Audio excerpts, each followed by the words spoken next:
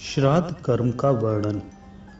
मदालसा बोली, बेटा, गृहस्थ के कर्म 3 प्रकार के हैं, नित्य, नैमित्तिक तथा नित्य नैमित्तिक। इनका वर्णन सुनो। पंच यज्ञ संबंधी कर्म जिसका अभी वर्णन किया है नित्य कहलाता है।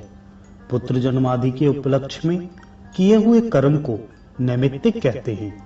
पर्व के अवसर पर जो श्राद्ध आदि किए जाते हैं उन्हें विद्वान पुरुषों को नित्य नैमित्तिक कर्म समझना चाहिए। उनमें से नैमित्तिक कर्म का वर्णन करती हूँ। अभ्युदायक श्राद्ध नैमित्तिक कर्म है जिसे पुत्र जन्म के अवसर पर जात कर्म संस्कार के साथ करना चाहिए। विवाह आदि में भी जिस क्रम से यह बताया गया है भली भांति उसका अनुष्ठान करना उचित है।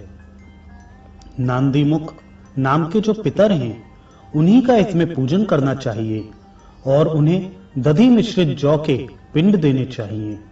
उस समय यजमान को एकाग्रचित होकर उत्तर या पूरब को ओर मुंह करके बैठना चाहिए। कुछ लोगों का मत है कि इसमें बलि वैश्यदेव कर्म नहीं होता। आभ्युदायक श्राद्ध में युग्म ब्राह्मणों को निमंत्रित करना और दक्षिणा पूर्वक उनका पूजन करना उचित है। यह वृद्धि के अवसरों पर किए जाने वाला नैमित्तिक श्राद्ध है। इससे भिन्न औद्रवदैहिक श्राद्ध है जो मृत्यु के पश्चात किया जाता है। मृत व्यक्ति जिस दिन मरा हो उस तिथि को एकोशिष्ट श्राद्ध करना चाहिए। उसका वर्णन सुनो। उसमें विश्व देवों की पूजा नहीं होती, एक ही पवित्रक का उपयोग किया जाता है। आवाहन तथा अग्नोकरण की क्रिया भी नहीं होती। ब्राह्मण के उच्छिष्ट के समीप प्रेत की तिल और जल के साथ अपस्वय होकर उसके नाम गोत्र का स्मरण करते हुए एक पिंड देना चाहिए। तत्पश्चात हाथ में जल लेकर कहें, अमुक के श्राद्ध में दिया हुआ अन्नपान आदि अक्षय हो। यह कहकर वह जल पिंड पर छोड़ दें। फिर ब्राह्मणों को विसर्जित करते समय कहें, अविरम्यताम, आप लोग सब तरह से प्रसन्न हो। उस समय ब्राह्मण लोग यह कहें, हम भली भांति संतुष्ट हैं। यह एकोदश श्राद्ध 1 वर्ष तक प्रतिमास करना उचित है। वर्ष पूरा होने पर जब भी श्राद्ध किया जाए पहले सपिंडीकरण करना आवश्यक होता है। उसकी भी विधि बतलाई जाती है। यह सपिंडीकरण भी विश्वदेवों की पूजा से रहित होता है। इसमें भी एक ही अर्ध और एक ही पवित्र का विधान है। अग्नोकरण और आवाहन की क्रिया भी इसमें नहीं होती। इसमें अपस्वय होकर अयुग्म ब्राह्मणों को भोजन कराना चाहिए। इसमें जो विशेष क्रिया है उसे बतलाती हूँ, एकाग्र चित्त से सुनो। इसमें तिल, चंदन और जल से युक्त 4 पात्र होते हैं। उनमें से 3 तो पितरों के लिए और 1 प्रेत के लिए होता है। प्रेत के पात और अर्ध को लेकर ये समना समंसः पितरो यम राज्य इत्यादि मंत्र का जप करते हुए पितरों के 3 पात्रों में सींचना चाहिए। शेष कार्य पूर्ववत करना चाहिए। स्त्रियों के लिए भी ऐसे ही एकोदिष्ट का विधान है। यदि पुत्र ना हो तो स्त्रियों को संपीडीकरण नहीं होता। पुरुषों को उचित है कि वे स्त्रियों के लिए भी प्रतिवर्ष उनकी मृत्यु तिथि को विधि पूर्वक एकोदिष्ट श्राद्ध करें। उनके लिए भी पुरुषों के समान ही विधान है। पुत्र के अभाव में सपिंड, सपिंड के अभाव में सहोदक, उनके भी अभाव में माता के सपिंड और सहोदक इस विधि को पूर्ण करे। जिसके कोई पुत्र नहीं है उसका श्राद्ध उसके दौहित्र कर सकते हैं। पुत्रों के पुत्र नाना का नैमित्तिक श्राद्ध करने के भी अधिकारी हैं। जिनकी संज्ञा है ऐसे पुत्र नाना और बाबा दोनों का नैमित्तिक श्राद्धों में भी विधि पूर्वक पूजन कर सकते हैं। कोई भी ना हो तो स्त्रियां ही अपने पत्रियों का मंत्रोच्चारण करके बिना श्राद्ध कर सकती हैं। वे भी ना हो तो राजा अपने कुटुंबी मनुष्य से अथवा मृतक के सजातीय मनुष्यों द्वारा दाह आदि संपूर्ण क्रियाएं पूर्ण करावे, क्योंकि राजा सब वर्णों का बंधु होता है। सपिंडीकरण के पश्चात पिता के प्रपितामह लेप भाग भोजी पितरों की श्रेणी में चले जाते हैं। उन्हें पितृपिंड पाने का अधिकार नहीं रहता। उनसे आरंभ करके 4 पीढ़ी ऊपर के पितर जो अब तक पुत्र के लेप भाग का अन्न ग्रहण करते थे उसके संबंध से रहित हो जाते हैं। अब उनको लेप भाग का अन्न पाने का भी अधिकार नहीं रहता। वे संबंधहीन अन्न का उपभोग करते रह सकते हैं। पिता, पितामह और प्रिय पितामह, इन तीन पुरुषों को पिंड के अधिकारी समझना चाहिए। इनसे अर्थात पिता के पितामह से ऊपर जो तीन पीढ़ी के पुरुष हैं, वो लेप भाग के अधिकारी हैं। इस प्रकार 6 ये और 7वां यजमान, सब मिलाकर 7 पुरुषों का घनिष्ठ संबंध होता है, ऐसा मुनियों का कथन है। यह संबंध यजमान से लेकर ऊपर के लेप भागजी पितरों तक माना जाता है। इनसे ऊपर के सभी पितर पूर्वज कहलाते हैं। इनमें से जो भी नरक में निवास करते हैं, जो पशु पक्षियों की योनि में पड़े हैं तथा जो भूत प्रेत आदि के रूप में स्थित हैं, उन सबको विधि पूर्वक श्राद्ध करने वाला यजमान तृप्त करता है। किस प्रकार तृप्त करता है वह बतलाती हूँ, सुनो। मनुष्य पृथ्वी पर जो अन्न बिखेरते हैं, उससे पिशाच योनि में पड़े हुए पितरों की तृप्ति होती है। बेटा, स्नान के वस्त्र से जो जल पृथ्वी पर टपकता है, उससे वृक्ष योनि में पड़े हुए पितर तृप्त होते हैं। नहाने पर अपने शरीर से जो जल के कण इस पृथ्वी पर गिरते हैं, उनसे उन पितरों की तृप्ति होती है जो देव भाग को प्राप्त हुए हों। पिंडों के उठाने पर जो अन्न के कण पृथ्वी पर गिरते हैं, उनसे पशु पक्षी की योनि में पड़े हुए पितरों की तृप्ति होती है। कुल में जो बालक श्राद्ध क्रम के योग होकर भी संस्कार से वंचित रह गए हैं अथवा जलकर मरे हैं, वे बिखेरे हुए अन्न और सम्मार्जन जल को ग्रहण करते हैं। ब्राह्मण लोग भोजन करके जब हाथ मुंह धोते हैं और चरणों का प्रक्षालन करते हैं, उस जल से भी अन्यान्य पितरों की तृप्ति होती है।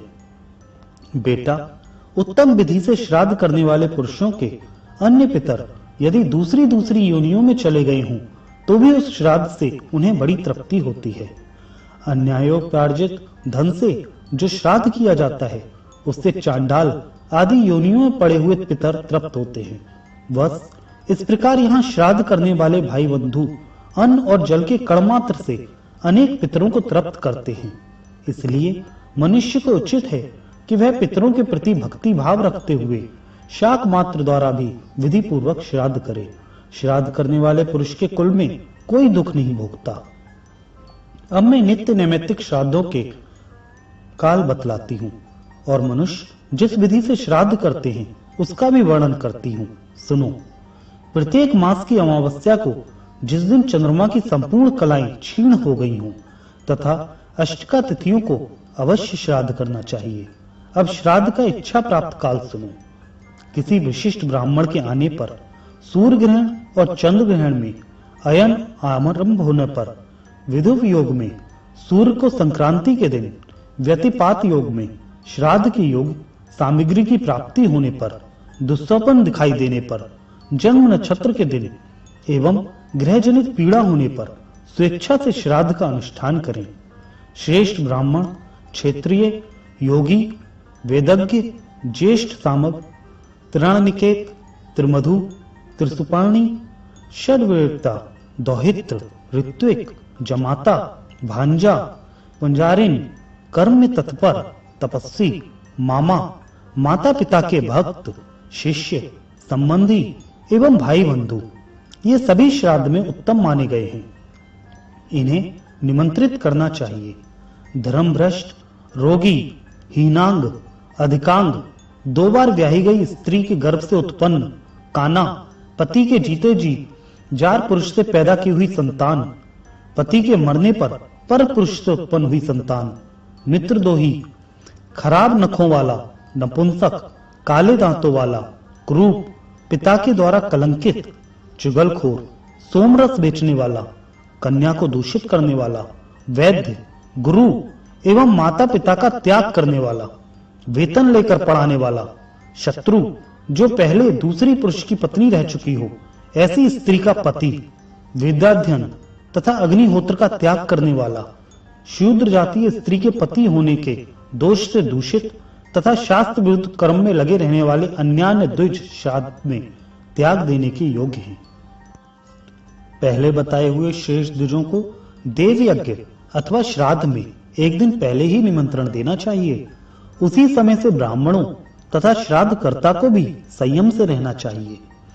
जो श्राद्ध में दान देकर अथवा श्राद्ध में भोजन करके मैथुन करता है, उसके रजवीर में 1 मास तक पितरों को शयन करना पड़ता है। जो स्त्री सहवास करके श्राद्ध में जाता और खाता है, उसके पितर उसी के वीर और मूत्र में 1 मास तक आहार करते हैं। इसलिए बुद्धिमान पुरुष को एक दिन पहले ही ब्राह्मणों के पास निमंत्रण भेजना चाहिए। यदि पहले दिन ब्राह्मण ना मिल सके तो भी श्राद्ध के दिन स्त्री प्रसंगी ब्राह्मणों को कदापि भोजन न कराएं, बल्कि समय पर भिक्षा के लिए स्वतः पधारे हुए संयमी यतियों को नमस्कार आदि से प्रसन्न करके शुद्ध चित्त से भोजन कराएं। जैसे शुक्ल पक्ष की अपेक्षा कृष्ण पक्ष पितरों को विशेष प्रिय है, वैसे ही पूर्वाह्न की अपेक्षा अपराह्न उन्हें अधिक प्रिय है। घर पर आए हुए ब्राह्मणों का स्वागत पूर्वक पूजन करके उन्हें पवित्र युक्त हाथ से आचमन कराने के बाद आसनों पर बिठावें।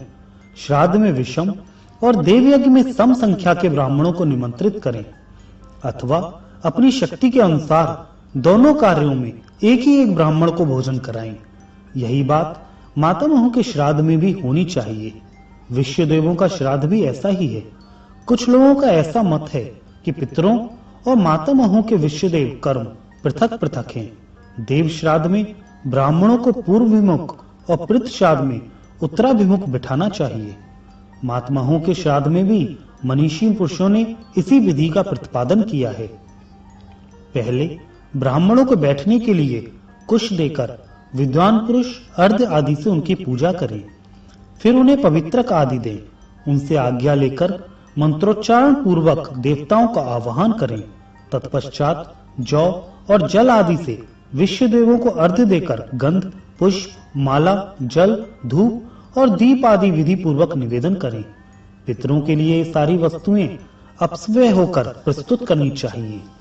पितृ श्राद्ध में बैठे हुए ब्राह्मणों को आसन के लिए दोहरे मुड़े हुए कुश देकर उनकी आज्ञा ले विद्वान पुरुष मंत्रोच्चारण पूर्वक पितरों का आवाहन करें और अपस्वय होकर पितरों को प्रसन्नता के लिए तत्पर हों। उन्हें अर्घ निवेदन करें। उसमें जौ के स्थान पर तिलों का उपयोग करना चाहिए। तदंतर ब्राह्मणों के आज्ञा देने पर अग्नि कार्य करें। नमक और व्यंजन से रहित अन्न लेकर विधि पूर्वक अग्नि में आहुति दें। अग्ने कव्यवाहनाय स्वाहा इस मंत्र से पहली आहुति दें। सोमाय प्रथमते स्वाहा इस मंत्र से दूसरी आहुति दें तथा यमाय प्रेम पतय स्वाहा इस मंत्र से तीसरी आहुति को अग्नि में डालें। आहुति से बचे हुए अन्न को ब्राह्मणों के पात्र में परोसें, फिर पात्र में हाथ का सहारा दे विधि पूर्वक कुछ और अन्न डालें एवं कोमल वचनों में प्रार्थना करें कि अब आप लोग सुख से भोजन कीजिए। फिर उन ब्राह्मणों को चाहिए कि वे एकाग्रचित्त एवं मौन होकर सुख पूर्वक भोजन करें। जो जो अन्न उन्हें अत्यंत प्रिय लगे वह तुरंत उनके सामने प्रस्तुत करें। उस समय क्रोध को त्याग दें और ब्राह्मणों को आग्रह पूर्वक प्रलोभन दे देकर भोजन कराएं। उनके भोजन काल में रक्षा के लिए पृथ्वी पर तिल और सरसों बिखेरें तथा रक्षोग्न मंत्रों का पाठ करें, क्योंकि श्राद्ध में अनेक प्रकार के विघ्न उपस्थित होते हैं। जब ब्राह्मण लोग पूर्ण भोजन कर लें तो पूछें कि आप लोग भली भांति तृप्त हो गए। इसके उत्तर में ब्राह्मण कहें, हाँ हम पूर्ण तृप्त हो गए। फिर उनकी आज्ञा लेकर पृथ्वी पर सब ओर कुछ अन्न बिखेरे। इसी प्रकार आचमन करने के लिए एक एक ब्राह्मण को बारी बारी से जल दें। तत्पश्चात फिर उनकी आज्ञा ले मन, बाड़ी और शरीर को संयम में रखकर तिल सहित संपूर्ण अन्न से पितरों के लिए पृथक पृथक पिंड दें। यह पिंडदान ब्राह्मणों के उच्छिष्ट के समीप ही कुशों पर करना चाहिए। फिर तीर्थ से उन पिंडों पर एकाग्र चित्त से जल दें। इसी प्रकार मातामह आदि के लिए भी विधि पूर्वक पिंडदान देकर गंध नाली आदि के साथ आचमन के लिए जन्म दे। अंत में यथाशक्ति दक्षिणा देकर ब्राह्मणों से कहें, यह श्राद्ध कर्म भली भांति संपन्न हो। ब्राह्मण भी संतुष्ट होकर तथा स्तु कहें। फिर विश्वदेव संबंधी ब्राह्मणों से कहें, हे विश्वदेव गण, आपका कल्याण हो, आप लोग प्रसन्न रहें। तब ब्राह्मण लोग भी तथा स्तु कहें। इसके बाद उनसे आशीर्वाद की याचना करें और प्रिय वचन कहते हुए भक्ति पूर्वक प्रणाम करके उन्हें विदा दें। दरवाजे तक उन्हें पहचाने के लिए पीछे पीछे जाएं और उनकी आज्ञा लेकर लौटें। तदंतर नित्य क्रिया करें। और अतिथियों को भोजन कराएं। किन्हीं किन्हीं श्रेष्ठ पुरुषों का विचार है कि यह नित्य कर्म भी पितरों के ही उद्देश्य से होता है। दूसरे लोग ऐसा कहते हैं कि इससे पितरों का कोई संबंध नहीं है, शेष कार्य पूर्ववत करें। किन्हीं किन्हीं का मत है कि पितरों के लिए पृथक पाक बनाकर श्राद्ध करना चाहिए। कुछ लोगों का विचार है ऐसा नहीं करना चाहिए। इसके बाद यजमान अपने व्रत आदि के साथ अवशिष्ट अन्न भोजन करें। धर्मज्ञ पुरुष को इसी प्रकार एकाग्रचित्त होकर पितरों का श्राद्ध करना चाहिए और जिस प्रकार ब्राह्मणों को संतोष हो वैसी चेष्टा करनी चाहिए। श्राद्ध में दोहित, कृतक और तिल ये 3 अत्यंत पवित्र माने गए हैं। श्राद्ध में आए ब्राह्मणों को 3 बातें छोड़ देनी चाहिए: क्रोध, मार्ग का चलना और उतावली। बेटा, श्राद्ध में चांदी का पात्र बहुत उत्तम माना गया है। उसमें चांदी का दर्शन या दान अवश्य करना चाहिए। सुना जाता है कि पितरों ने चांदी के पात्र में ही गोरूप धारणी पृथ्वी से स्वधा का दोहन किया था। अतः पितरों को चांदी का दान अभिष्ट एवं प्रसन्नता बढ़ाने वाला है।